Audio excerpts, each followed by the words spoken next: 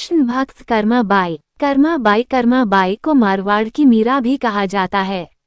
जब जब भगवान कृष्ण का उल्लेख आता है, कर्मा का नाम भी आ ही जाता है। वे भगवान की महान भक्त थीं और भगवान श्री कृष्ण उनके हाथ से प्रतिदिन भोग ग्रहण कर भोग की थाली रिक्त कर देते थे। राजस्थान के नागौर जिले की मकराना तहसील में एक गांव है कालवा।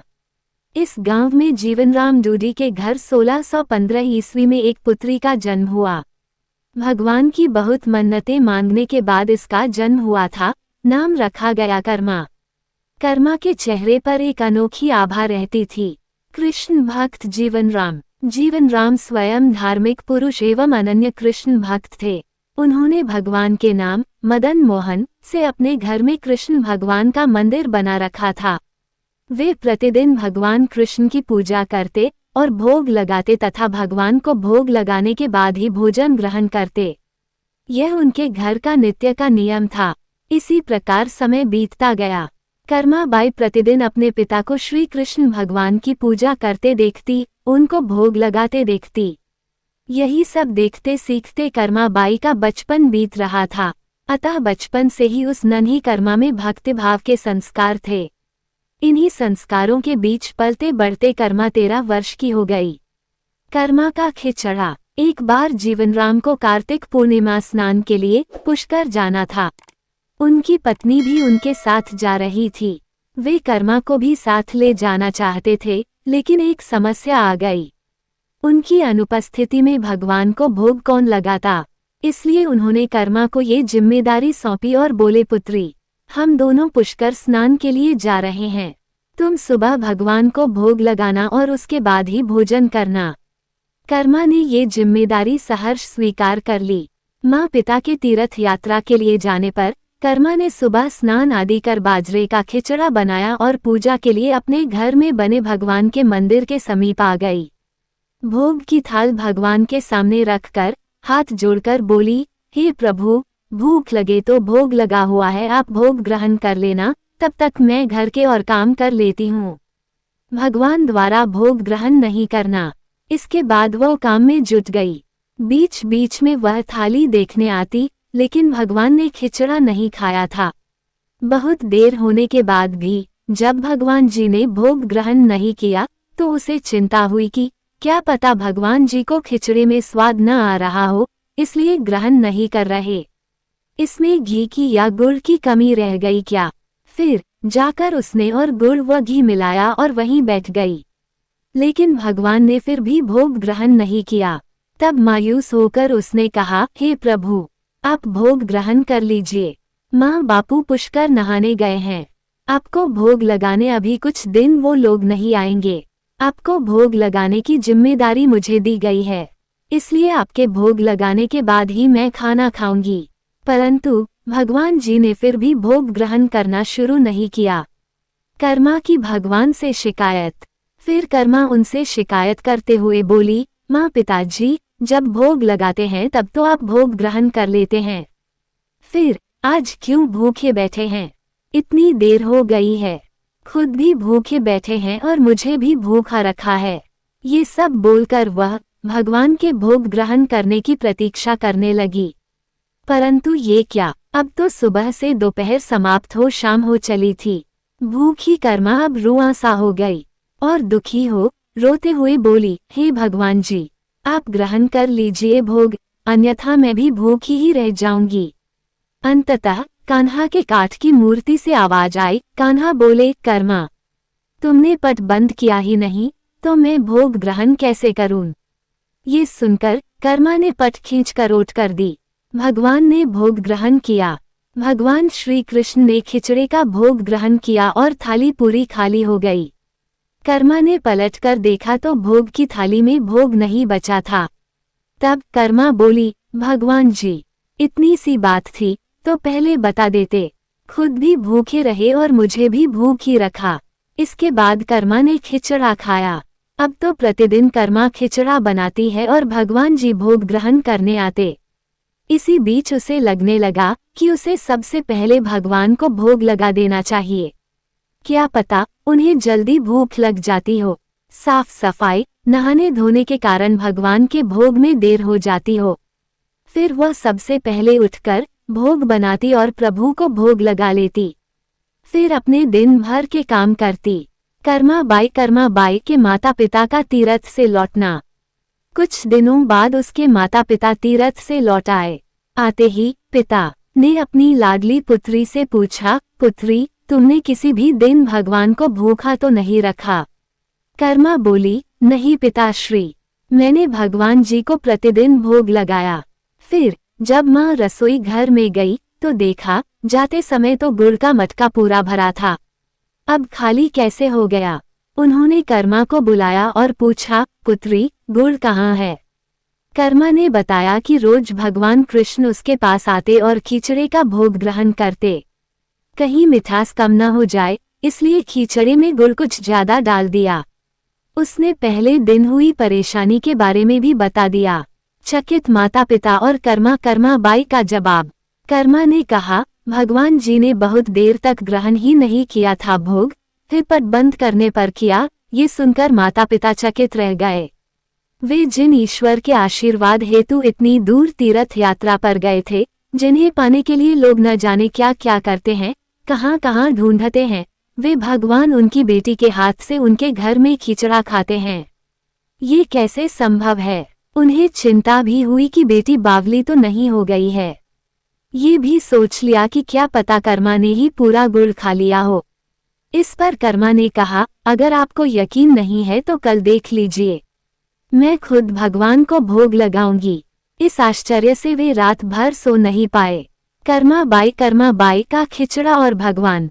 दूसरे दिन कर्मा ने खिचड़ा बनाया और मंदिर में भोग की थाली रखकर पट बंद कर दिया और बोला, हे भगवान जी, ये लोग नहीं मान रहे कि मैंने आपको ही गुड़ घी खिलाया है, अब आप भोग खाकर स्वयं सिद्ध कीजिए। भक्त की पुकार सुन भगवान को आना ही था और कान्हा खिचड़ा खाने आ गए। जब पट खुला तो जीवन राम और उनकी पत्नी आश्चर्यचकित थे कि भोग की थाली में भोग बचा ही नहीं है। फिर कर्मा का जीवन प्रतिदिन भोग लगाते ही निकला। देवी कर्मा बाई जगन्नाथपुरी में जब उनके माता पिता नहीं रहे, तब वे एक दिन अपने कान्हा की मूर्ति साथ लेकर तीर्थाटन के लिए निकल पड़ी। परंतु भगवान की कृपा से उन्हें हर दिन खिचड़ा बनाने के संसाधन मिल ही जाते और वे प्रतिदिन कान्हा को खिचड़ा खिला लेती। तीर्थाटन करती हुई देवी कर्मा भगवान जगन्नाथ की नगरी पहुंच गईं और वहीं रहने का मन बना लिया। वहां भी रोज भगवान को खिचड़े का भोग लगाती और पट बंद कर देती। भगवान भी प्रतिदिन उनके भोग को ग्रहण करते। बालक का खिचड़ा मांगना। जिस दिन उन्होंने पहली बार जगन्नाथपुरी में खिचड़ा बनाया, उसी दिन उनके पास से जा रहे एक बालक ने उनसे कहा, माता, घी की बड़ी अच्छी सुगंध आ रही है, क्या भोजन बचा है? देवी कर्मा ने कहा, हाँ बालक, बचा है, तुम बैठो, मैं तुम्हें देती हूँ। ये कहकर देवी कर्मा ने उस बालक के लिए भी खिचड़ा लगा दिया।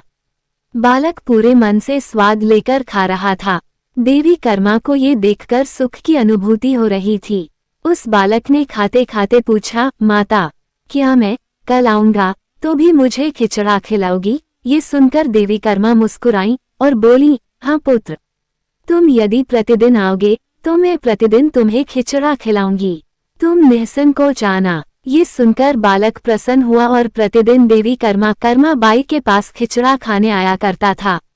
साधु द्वारा नियम बताना। एक दिन जब वो बालक खाना खाकर जा ही रहा था, तभी उसने देखा कि एक साधु बाबा वहां आकर देवी कर्मा से कह रहे थे कि, हे देवी, आप बहुत धार्मिक महिला हैं, भगवान को प्रतिदिन भोग लगाकर खाती हैं, परंतु इन सब के भी नियम होते हैं।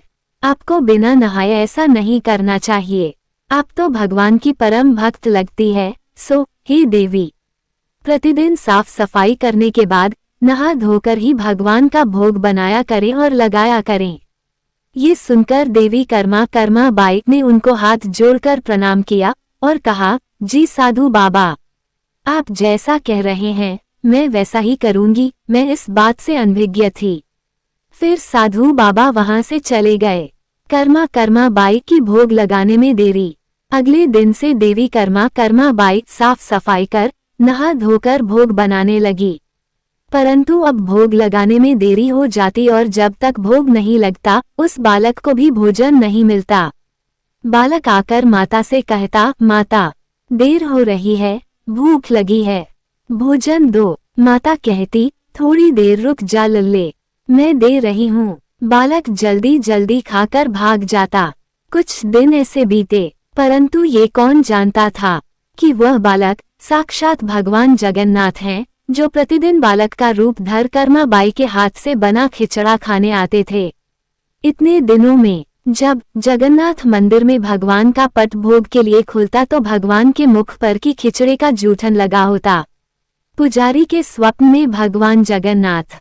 एक दिन पुजारी ने मुस्कुराते हुए मन ही मन कहा, हे प्रभु, आपकी लीला भी अपरंपार है। जाने किस भाग्यवान भक्त के यहाँ आप जाकर प्रतिदिन खिचड़ा खाकर आते हैं। फिर पूजा अर्चना हुई, दिन बीत गया, रात्रि हुई। रात्रि को पुजारी के स्वप्न में भगवान जगन्नाथ आए और उन्होंने पुजारी से कहा, हे भक्त, तुमने सही पहचाना, मैं अपनी एक अनन्य भक्त कर्मा बाई के यहाँ प्रतिदिन उनके हाथ का बना खिचड़ा खाने जाता हूँ। वो मुझे बिल्कुल अपने पुत्र सा लाड करती हैं। उनकी भक्ति से मैं अति प्रसन्न हूँ। परंतु इसी मंदिर के एक साधु ने उन्हें कुछ आम जीवन की ज्ञानवर्धक बातें एवं उपासना का तरीका समझाया, जिससे मुझे भोग लगाने में अब उनसे देरी हो जाती है। इसी वजह से मेरे मुंह पर खिचड़ा लगा रह जाता है। प्रभु की लीला भी अपरंपार है, वह तो सर्वव्यापी है।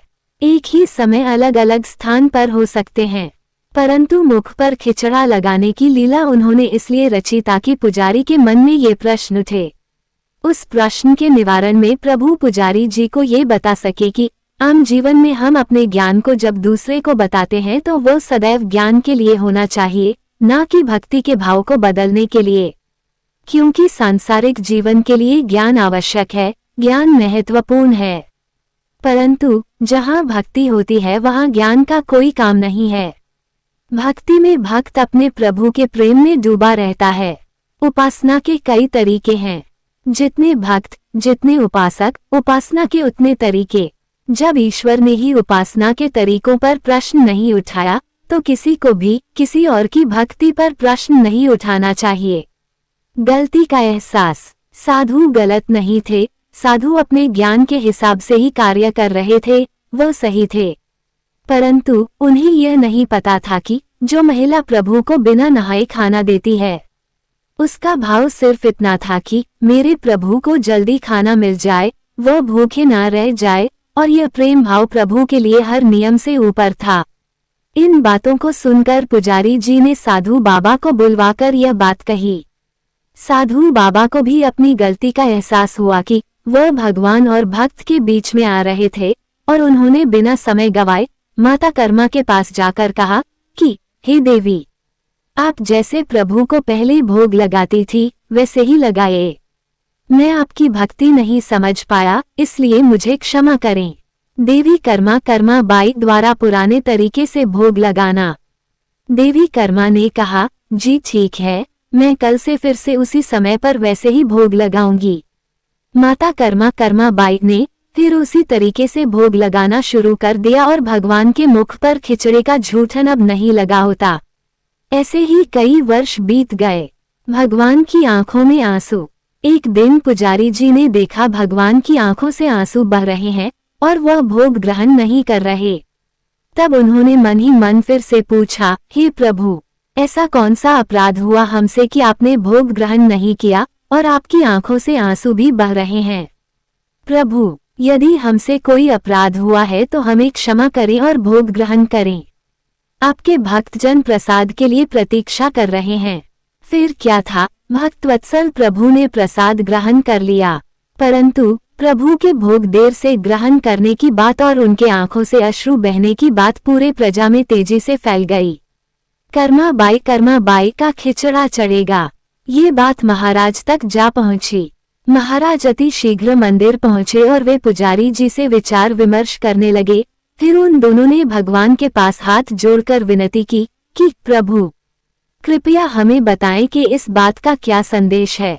रात्रि पहर जब वह सो रहे थे तब भगवान राजा के सपने में आए और उन्होंने कहा कि मेरी एक अनन्य भक्त थी कर्माबाई, जो प्रतिदिन मुझे खिचड़ी का भोग लगाती थी और मैं प्रतिदिन उनके यहाँ बालक रूप में जाकर खाया करता था।